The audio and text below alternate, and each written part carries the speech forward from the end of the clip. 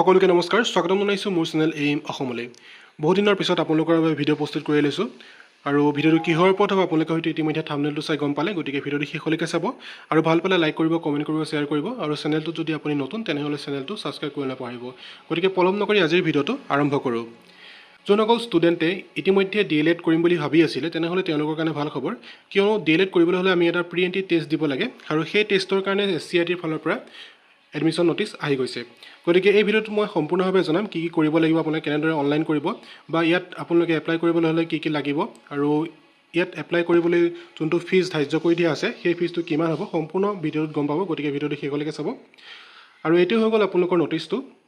আৰু এই ন'টিছটোৰ মতে আপোনালোকৰ মিনিমাম এডুকেশ্যন কোৱালিফিকেশ্যনটো বিচাৰিছে 10+2 হ'লে আপোনালোকে ইয়াত এপ্লাই কৰিব পাৰিব আৰু এটলিষ্ট আপোনালোকৰ 50% মাৰ্কছ থাকিব লাগিব 10+2ত তাৰপিছত আপোনালোকৰ যোনখিনি আমাৰ SC ST ST হিলছৰ যোনখিনি আছে সেইখিনিৰ কাৰণে 5% মাৰ্কছ এগ্ৰিগেট থাকিব আৰু বাকী আপোনালোকৰ এজ লিমিটটো ধৰি দিয়া হৈছে 18 বছৰৰ পৰা 34 বছৰৰ ভিতৰত 1 জুলাই 2026 বাকী SC ST P আৰু ST হিলছৰ কাৰণে 2 ইয়েৰ্ছৰ কাৰণে আপোনালোকৰ মানে ৰিলেক্সেশ্যন থাকিব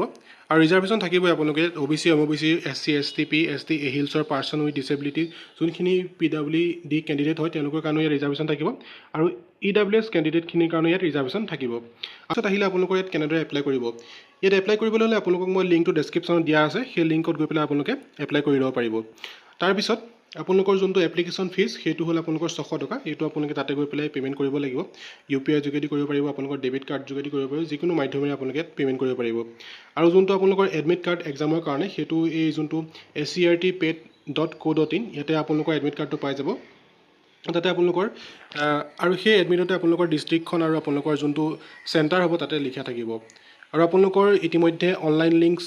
খোল খাই গৈছে গতিকে আপোনালোকে আজিৰ পৰা অনলাইন কৰিব পাৰিব আৰু ইয়াৰ লাষ্ট ডেট আছে 10/6/2026 অৰ্থাৎ 10 জুনলৈকে আপোনালোকৰ লাষ্ট ডেট আছে আৰু আপোনালোকৰ এডমিট কাৰ্ডসমূহ পাব 5/7/2026 ভিতৰত আপোনালোকৰ এডমিট কাৰ্ড ওলাই যাব তাৰপিছত আপোনালোকৰ যোনটো প্ৰি এণ্ট্ৰি টেষ্ট হ'ব সেইটো হ'ব 12/7/2026 অৰ্থাৎ 12 জুলাইত আপোনালোকৰ প্ৰি এণ্ট্ৰি টেষ্ট হ'ব আৰু ইয়াৰ আপোনালোকৰ ৰিজাল্ট দিব 27/7/2026 অৰ্থাৎ আপোনালোকৰ 27 জুলাইত ইয়াৰ আপোনালোকৰ 27 জুলাইত ইয়াৰ ৰিজাল্টসমূহ ঘোষণা কৰা হ'ব